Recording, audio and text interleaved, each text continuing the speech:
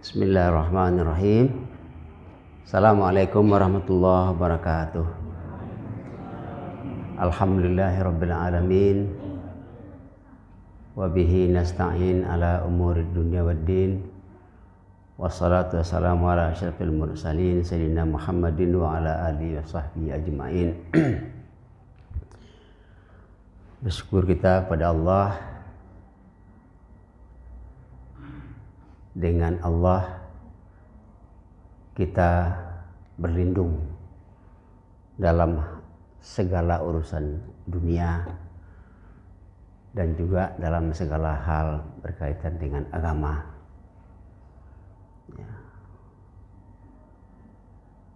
Kenapa kita berlindung dengan Allah dengan segala urusan dunia? Kita ulang-ulang lagi bahwa kita selalu diintip oleh setan untuk disesatkan. Ternyata bukan hanya itu, kita juga diintip oleh setan bukan hanya urusan dunia, urusan agama pun juga bisa. Ya, bagaimana caranya setan menyesatkan kita dengan urusan agama?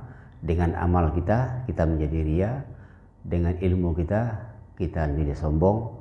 Dengan banyak amal merasa diri lebih baik pada orang lain dan sombong.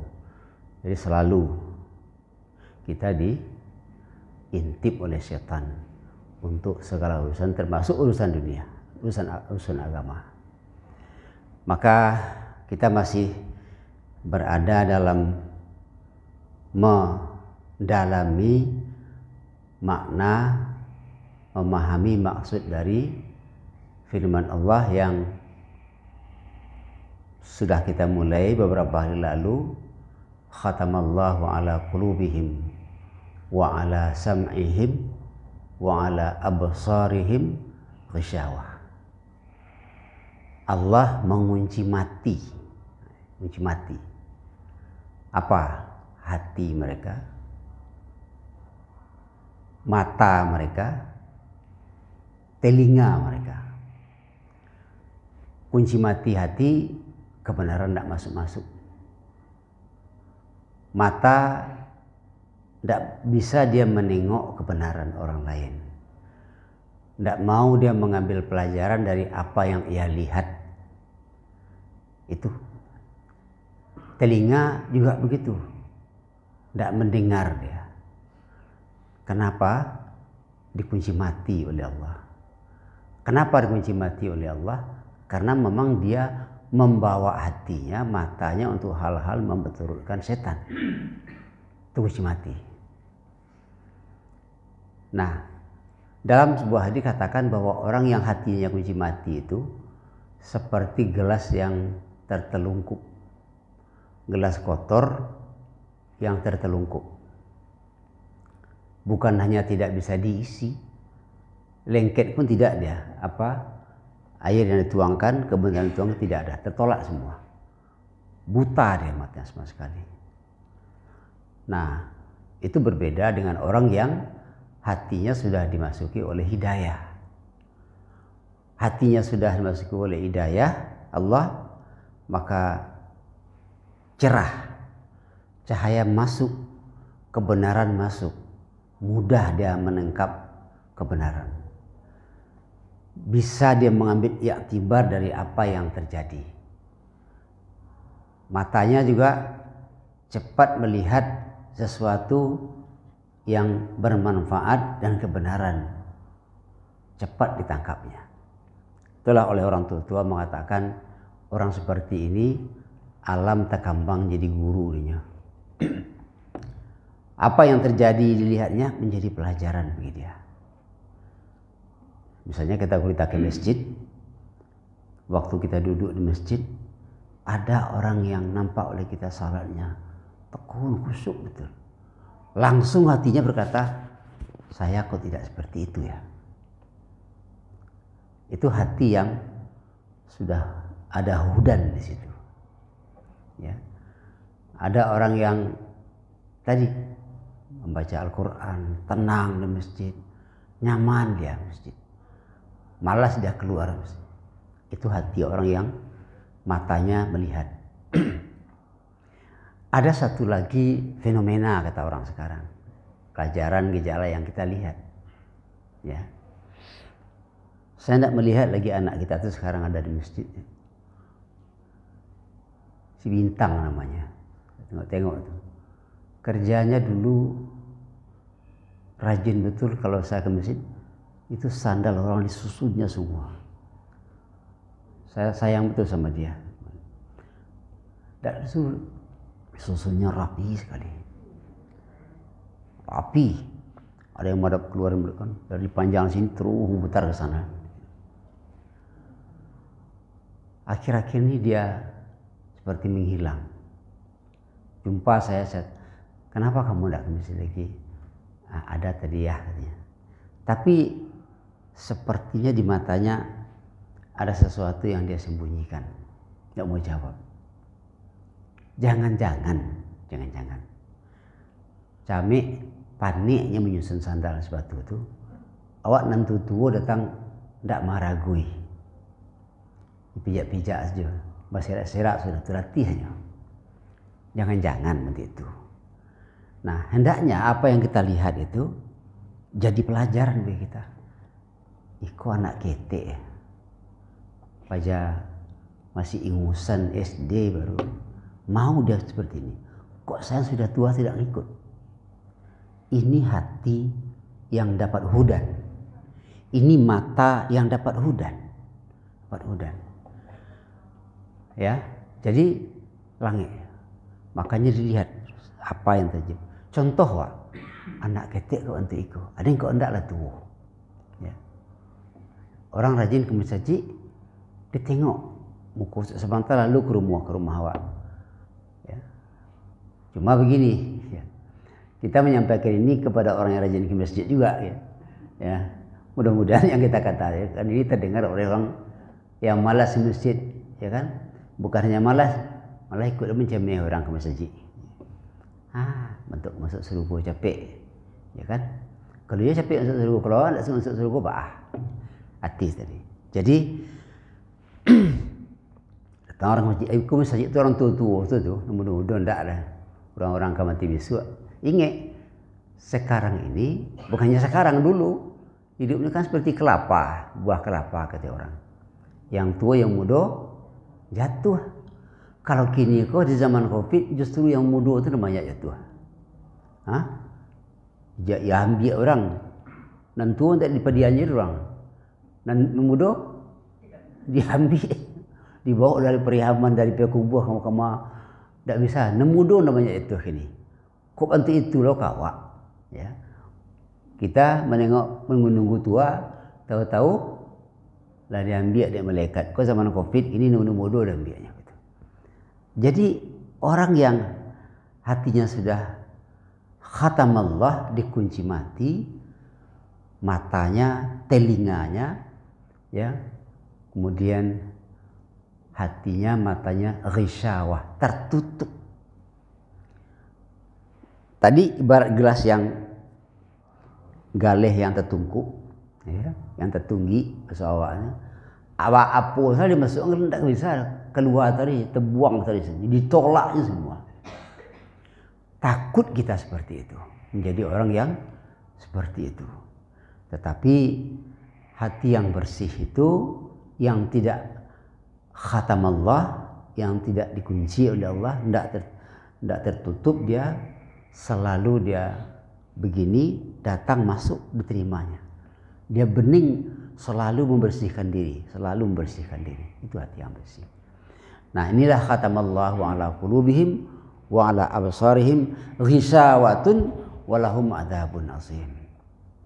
Untuk hati yang seperti itu, untuk mata yang seperti itu, untuk telinga yang seperti itu, lahum adzabun azim. Untuknya nanti azab yang besar. Azab itu yang terbesar itu kan di dalam neraka. Makanya salah satu doa yang diajarkan oleh Nabi yang selalu kitanya biasakan mulut kita walaupun tidak salat, sesudah salat di mana saja doa, baca aja doa pendek aja. Allahumma ajirni minan nar. Allahumma ajirni minan nar. Allahumma ajirna minan nar. baca terus. Ya Allah, jauhkan kami, pelihara kami, lindungi kami daripada neraka, lindungi aku daripada neraka. Terus ucap, ya. Ucapan kita itu langsung mengingatkan hati, ya. Zikir yang sebenarnya itu hati, itu yang sebenarnya mengingat. Tapi ucapan itu menggerakkan hati. Kita letih terus menggerakkan hati. Jadi inilah kenapa hati tertutup, karena dia selalu menolak kebenaran. Berbuat baik orang dicemehnya, elok orang dicemehnya juga, ya. Dia nggak sadar kalau itu adalah setan yang membuatnya seperti itu. Pak Ibu sekalian, kalau berinfak untuk tujuh, orang berinfak, awak dah muah payah mencari pitih, ya. Menjadi orang pelit. Orang pelit itu, kalau orang pelit itu bukan hanya pelit untuk orang lain, untuk dirinya sendiri juga pelit. Jadi kan ada suatu cerita sekelompok orang pergi berdharma wisata ke pantai. Jadi ada seorang orang pelit kok hampir terbenam. Hampir dia terbenam. Ya, berenang tak pandai. Nah, jadi bagi cik kawan, cuk agian tangan awang kaden, agian tangan awang, berikan tanganmu padaku, berikan tanganmu. Dek kata-kata berikan tak amuhnya. Padahal orang kan menyelamatnya. Ya, tak. Ini sampai mati itu. Bang cik kawan ubah kalimat, ambil tangan dan. Ketika menengah ambil tangan dia ambilnya. Itu muncul oleh kawanan nan elok kan. Oh, anggerin tolong tak lama dia matilah. Gitu kan. Jadi jangan sampai seperti itu orang yang sudah telah ditutup hatinya. Khatamallahu ala qulubihim wa ala sam'ihim wa ala absarihim ghishawatun wa lahum adzabun azim. Fi qulubihim maradun. Nah, itu dia. Hatinya itu sudah sakit. Di hatinya itu ada penyakit. Orang yang tidak mau membawa dirinya kepada kebenaran, tidak mau diingatkan, ya, tidak mau ditolong. Kemarin mungkin kita juga pernah dapat video kan, video lucu-lucu, ya. Itulah ladeng keciang kawaang jangan pai juang kian. Orang lagi demo, orang lagi menuntut keadilan, ang tantahan ang keciang siden. Pai juang kian, tahu lah bangka bukuang. Bunyi tak tangga terawang sebenarnya. Jadi apa artinya? Hatinya sudah tertutup. Orang seperti itu. Kenapa? Di hatinya ada penyakit. Fazadahumullahu maradah. Tidak pernah dia berusaha untuk mengobat penyakit hatinya. Maka Allah tambah penyakit itu. Penyakit hati itu tidak penyakit liver. Dengki, dendam, iri, buruk sangka, itu penyakit hati. Tidak pernah mau membersihkan itu. Gimana cara membersihkan hati? Mendengar, belajar. Tidak mau. Maka Allah tambah penyakitnya. Hati orang itu semakin menjadi-jadilah. Bagaimana dia enak betul membuat orang susah, membuat orang gelisah, ya. Nah, inilah wala amurannahum wala amunyannahum kata iblis ya Allah. Aku bersumpah akan membuat anak Adam itu merasa enak, merasa nyaman berbuat salah.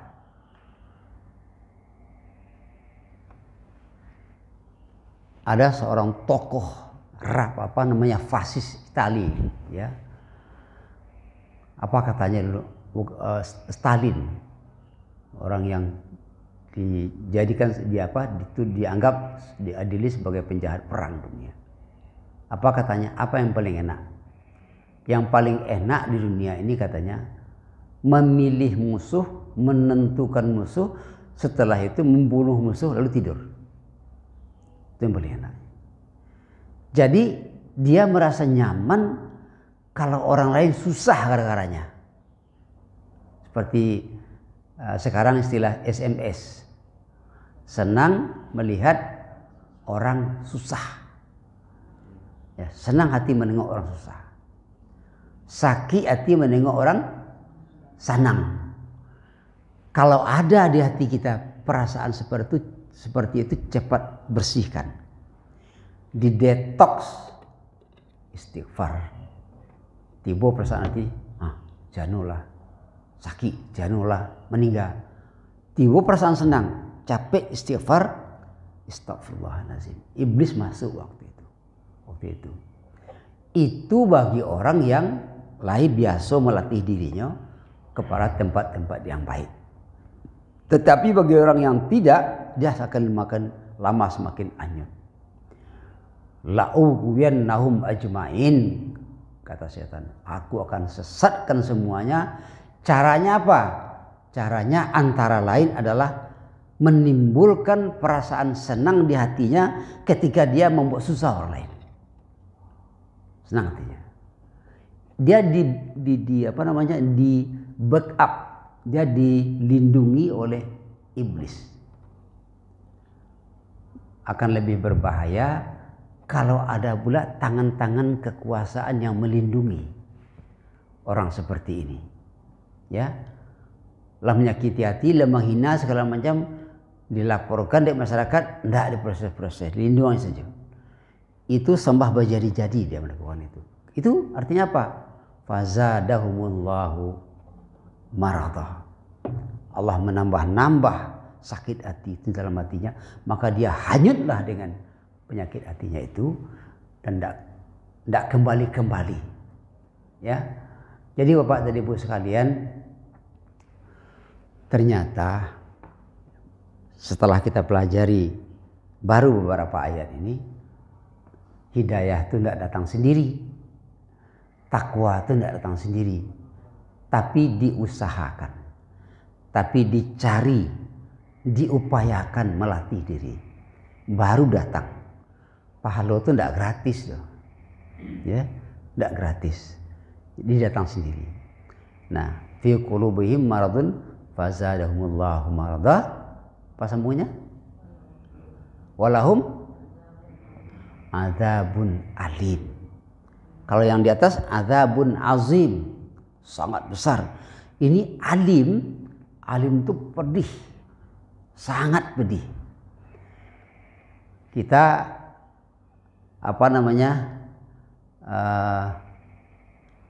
terkena yang nyiri-nyiri tulang itu apa namanya itu? Itu tidak tanggung sakitnya kan? Walahum adzabun alim, azab yang pedih sekali, tidak akan tertanggungkan oleh badan.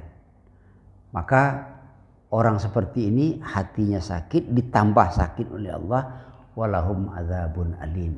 Adzabun alim itu adalah azab yang sudahlah besar, kemudian sakitnya bukan main.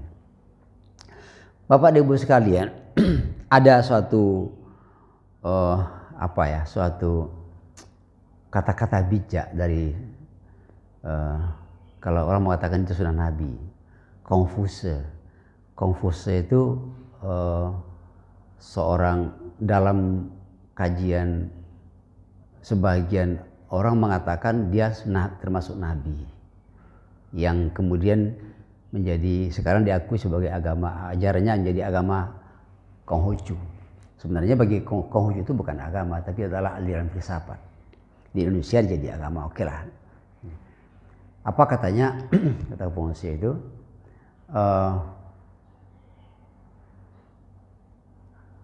lupa saya sedikit tadi apa tadi. Hati yang sakit kemudian ditambah-tambah Astagfirullah nih. Nah, ini udah mulai nih. Mulai blank, lupa. Ada yang bagus sekali. Katanya, ya biarlah nanti mudah-mudahan dia kembali. Ya.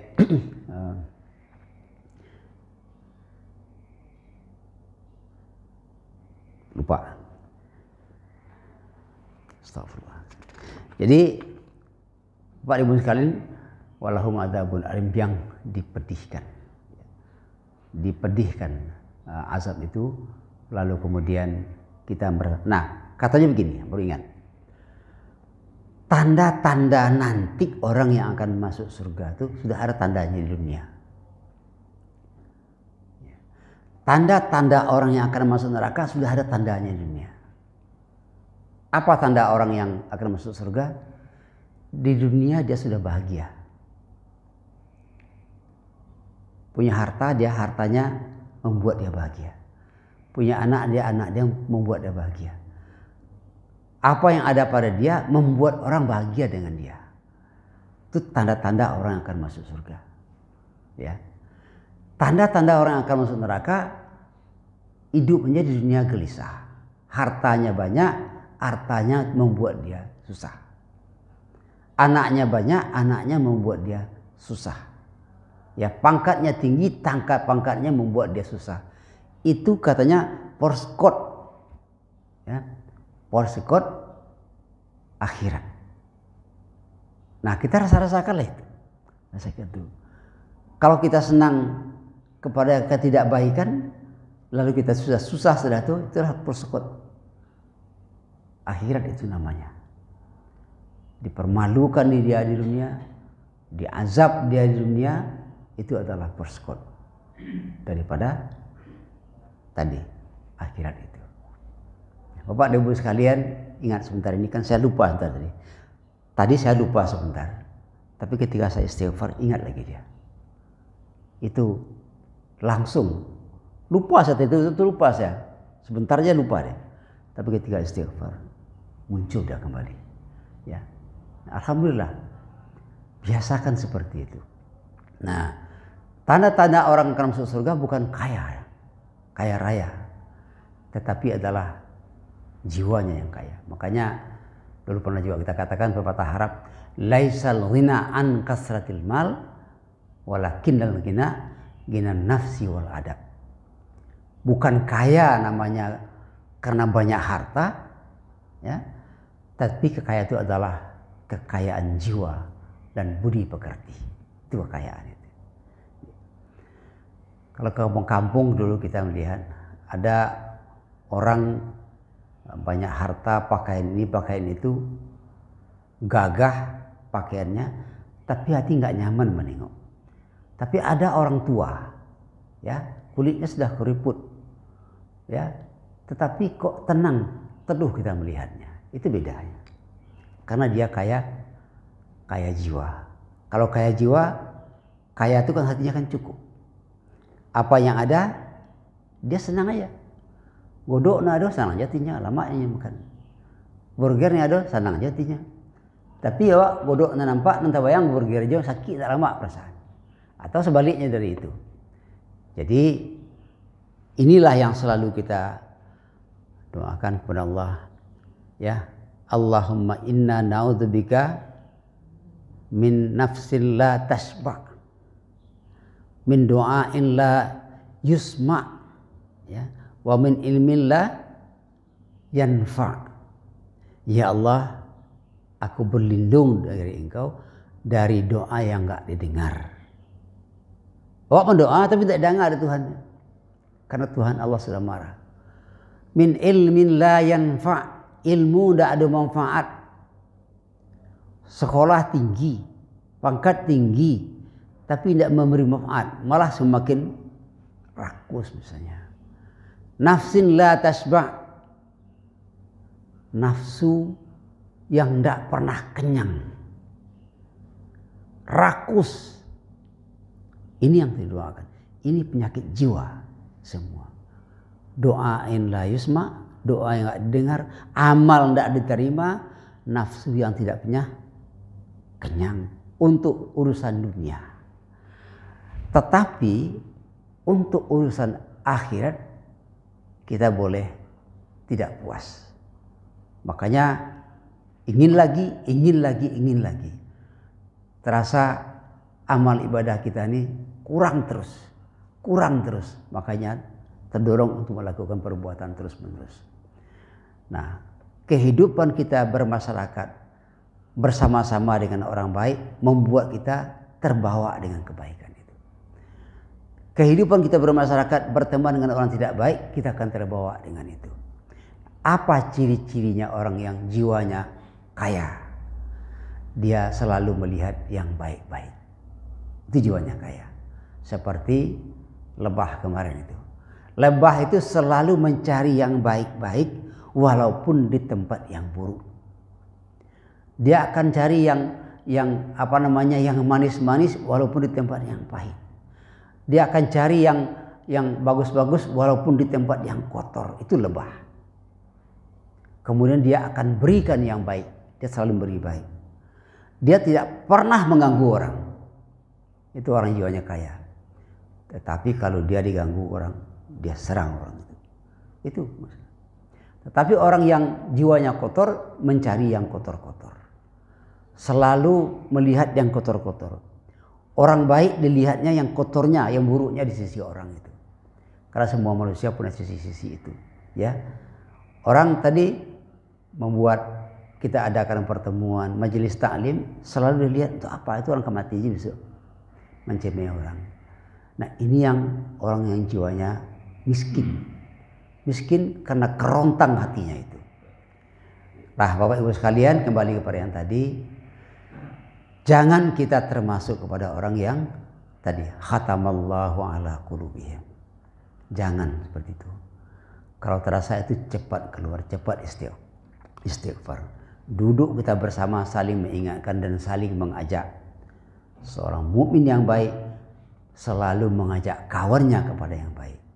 Selalu mencegah kawannya pada hal-hal yang mungkar-mungkar. Ibu, sekarang kita sediakan waktu sedikit untuk tanya jawab. Ya, biasa kan habis dia waktu. Ada waktu sekitar 5 menit lagi ya. Kalau adonan kapatanyo atau adonan mau menambah. Boleh nginjo adonan menambah. Pengalaman masing-masing kan berbeda-beda. Dari pengalaman hidup banyak kita mendapatkan pelajaran. Nah, pengalaman ini bagi. Kadang-kadang kita bertanya dulu, orang tua baku nyinyir. Kenapa orang tua itu nyinyir? Karena dia lama hidup, banyak yang dia alami. Dan dia tidak mau anaknya, generasi mudanya menempuh jalan yang salah yang dulu pernah dia tempuh. Makanya nyinyir untuk bertanya kepada orang yang tua atau orang yang dituakan atau orang yang ada ilmu. As-su'alu miftahul ilm. Bertanya itu adalah kunci ilmu. Silakan Ibu, Bapak kalau ada yang bertanya. Ya. Kaji kita tidak panjang-panjang. Sedikit-sedikit jadilah, tapi selalu kita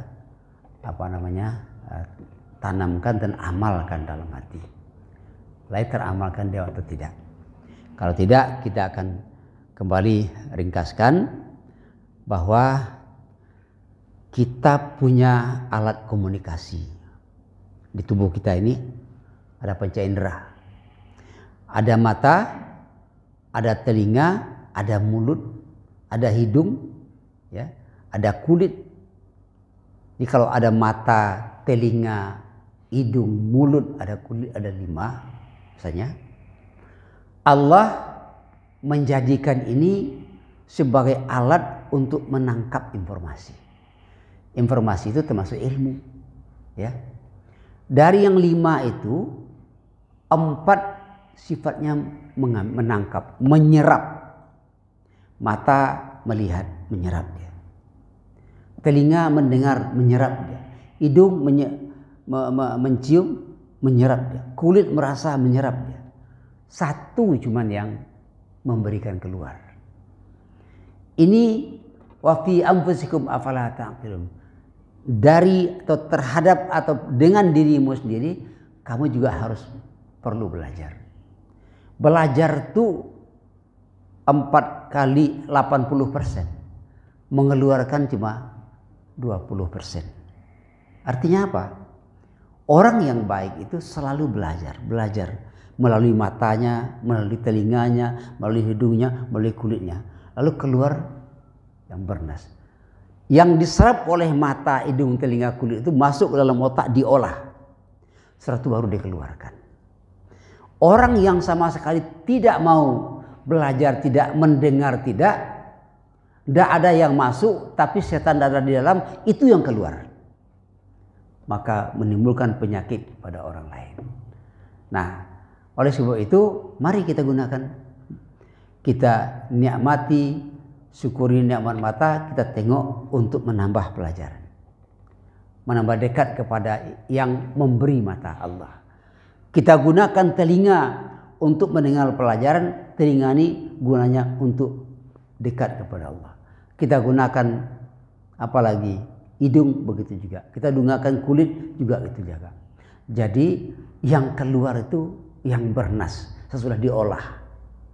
Tetapi kalau nggak ada yang masuk, yang baik-baik, nanti yang keluar yang dari sini yang keluar, yang busuk yang keluar. Itu janganlah kita sampai menjadi orang yang seperti itu. Wa fi anfusikum afala ta'qilun. Ya, silakan Haji. Kajian tadi malam mungkin Pak, mengenai kasih sayang, mengenai silaturahim itu Pak. Ya.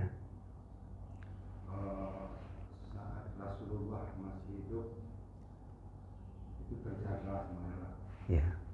Tapi saat Rasulullah wafat, kok benih perpecahan itu langsung nampak Pak? Apa sih yang kurang itu Pak?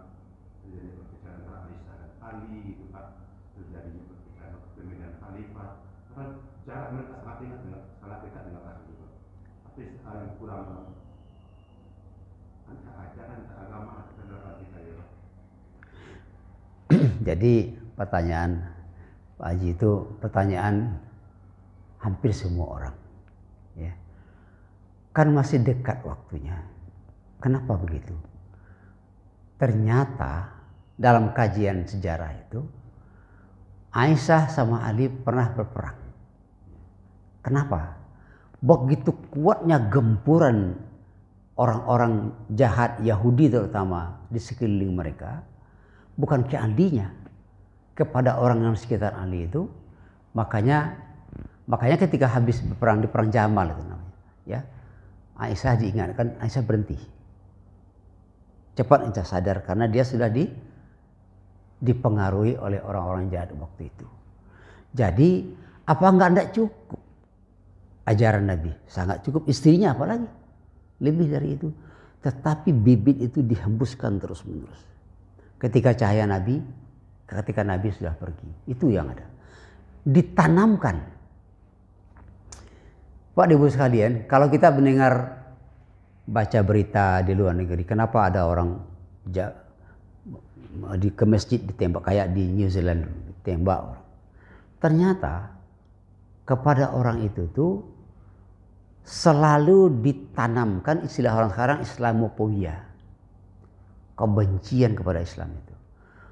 Yahudi kan dia al-Maghdubi, dia tahu Muhammad itu benar, tetapi dia tidak ikuti karena kebencian yang tertanam sekian lama dalam dirinya, dia wariskan kepada orang berikut. Nah, itu yang tertutup. Pada saat itu, apalagi Aisyah kan sangat muda sekali.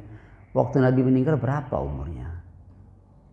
Masih sangat muda. Itu dipengaruhi oleh Abdullah bin Ubay, salah satu, atau orang-orang di sekitar Abdullah bin Ubay itu orang-orang Yahudi. Tapi kemudian Aisyah mundur. Ya, tidak melanjutkan perperangan itu, tapi dilanjutkan oleh orang yang lain. Memang luar biasa. Masyarakat di sekitar Jazirah Arab, kayak perang Siffin, ya, sampai cucu Nabi dipenggal kepalanya. Itu yang kemudian membuat dendam berketurunan pula di kalangan orang Syiah kepada kelompok Sunni itu. Kenapa itu bisa terjadi? Itu yang pertama. Yang kedua, boleh jadi juga itu sebenarnya adalah ujian dari Allah. ujian dari Allah itu. Jadi karena agama ini agama yang benar, maka orang-orang yang memeluk agama ini diuji juga dengan itu. Ya, kenapa kok sampai cucu Nabi dipenggal? Nah, ternyata waktu perang Siffin itu, perang antara Husain itu dengan keluarga, dengan anak Muawiyah, Yazid bin Muawiyah itu, yang membunuh Husain itu siapa? Ya. Ada yang mengatakan itu orang apa namanya, sebenarnya kayak ISIS sekarang lah, orang yang ditanamkan di situ untuk membunuh itu. Ketika kepala Husain itu dibawa kepada Yazid bin Muawiyah, Yazid dalam sejarah itu katakan Yazid marah, Yazid malah menangis. Ini orang masuk ke dalam kelompok Islam untuk memecah Islam itu sendiri. Nah, tapi orang Islam banyak tidak sadar. Jadi dua tadi, yang kedua itu, yang pertama itu, yang kedua ini bagian dari fitnah. Fitnah itu artinya ujian daripada Allah Subhanahu wa taala. Kan dekat masanya itu, apalagi sekarang semakin lama semakin jauh seperti itu. Jadi bahwa memang dulu Buya Yunus Yahya ada di Bukit Tinggi, beliau namanya beliau Yunus Yahya. Pergi ke Mekah dengan Soekarno. Apa kata Soekarno? Buya, agama Islam ini benar ya? Ya. Tapi kenapa kok banyak orang yang tidak beragama Islam? Kok ya beragama Islam sedikit? Apa jawab daripada Buya Yahya waktu itu? Pak Presiden, mana yang banyak pasir di pantai dengan emas yang ada di tanah? Oh, memang banyak pasir di pantai. Begitulah. Yang namanya emas itu memang ditaring, disaring, baru nampak emasnya itu. Jadi analisis para sejarawan seperti itu. Ujungnya adalah ini adalah fitnah. Fitnah dalam artian ujian kepada Islam, goyah apa tidak. Ya. Karena orang yang akan dimasukkan ke dalam surga itu dalam satu hadis dikatakan riwayat itu tidak banyak, dalam artian orang yang masuk tanpa hisab. Nah, semuanya kita kembalikan kepada Allah Subhanahu wa taala. Padahal kan Muawiyah dengan Ali berperang. Kedua-dua orang ini sahabat. Tapi Muawiyah ini dia sahabat, dia tinggal di daerah namanya di Syria sekarang, di Damaskus. Di Damaskus itu daerah yang dekat dengan kerajaan Bizantium, Romawi. Dia lihatnya kemegahan kerajaan Bizantium, terpengaruh dengan itu. Ali tidak. Makanya sebenarnya Ali tidak mau, tapi Ali terpaksa membela, menjaga supaya tentara Muawiyah tidak sampai memecah umat Islam, tapi yang terjadi malah seperti itu. Sama dengan siapa yang membunuh Ali? Yang membunuh Ali itu siapa? Orang kafir kah? Dalam artian orang yang membunuh Ali itu orang yang tahajudnya banyak, Al-Qur'annya hafal, hafiz. Ya? Hah? Iya, Khawarij. Ya, dia Abdurrahman ibnu Muljam. Ya, salat tahajudnya rajin, hafiz Qur'annya, bahkan dikatakan keningnya sampai hitam karena rajinnya sujud, tapi dia yang membunuh. Kenapa bisa terjadi itu? Orang yang disesatkan oleh setan dengan amalnya yang banyak itu karena dia merasa lebih baik daripada orang yang lain. Wallahu a'lam bishawab. Ya, itu aja jawabnya. Lagi Bu? Enggak hidup apa? Enggak juga? Hah? Lewat 7 menit. Baiklah, kalau ada lagi, mudah-mudahan kita istiqamah ya dalam agama kita ini. Cobaan-cobaan yang datang jangan sampai membuat kita goyah. Kok itu Buya, itu Ustaz, itu Kiai kok untuk itu. Nanti kita bahas itu masalah khusus besok ya. Jadi makanya Imam Al-Ghazali pernah membagi ulama itu 2. Salah satunya namanya ulama usuk. Apa arti ulama usuk? Usuk itu tidak jahat sebenarnya, tapi dia mengatakan Imam Ghazali ulama yang kerjanya bermain di tangga istana. Akhirnya dia menjadi ulama yang pembela istana, walaupun salah dibela juga, dicarikan ayat pembelaan. Itu ulama su. Makanya nanti yang akan paling berat hukumannya di neraka itu adalah ulama yang seperti itu. Tidak mudah menjadi ulama. Seperti itu. Ujiannya berat sekali. Semakin tinggi popularitasnya, ilmunya, orang setan masuk di situ. Ya. Saya baru kemarin, mohon maaf ya, kemarin ada yang datang ke rumah. Ada seorang tokoh nasional, dia sudah ulama. Sekarang berbalik. Nyakiti hati umat, nyakiti hati orang sukunya sendiri. Kawan ini pergi ke rumah dia, ulama itu. Rumahnya di sebuah flat mewah di Jakarta. Gak usah saya sebut orangnya, nanti tidak bagus. Lift, dia kan di sebuah gedung bertingkat tinggi, 22 tingkat, dan dia lantai ke-6. Kalau ke rumah dia itu, dia ada nomor khusus. Nomor khusus. Nah, kalau nomor khusus itu langsung ke kamarnya. Kalau tidak tahu nomor khusus itu, orang tidak akan bisa masuk ke situ. Saya ke sana katanya, kaget saya. Ternyata yang tamunya itu hampir semuanya bukan dari kelompok kita. Tapi orang mengenal dia ulama. Tokoh misalnya. Ada apa? Tidak tahulah kita. Allah yang maha tahu. Dan dipalingkan oleh setan ini. Yang datang, yang bertamu di rumah itu adalah orang-orang sekitar yang akan membuat dia selalu tenggelam di situ. Itu la ughwiyannahum ajmain. Aku akan sesatkan mereka semuanya. Aku akan buat mereka senang dengan perbuatan yang sesat itu. Itu yang terjadi. Yang mudah-mudahan Allah menunjuki, mudah-mudahan menjelang ajal menjemput yang bersangkutan, dia kembali kepada jalan Shiratal Mustaqim itu. Ya. Kira begitu. Assalamualaikum warahmatullahi wabarakatuh.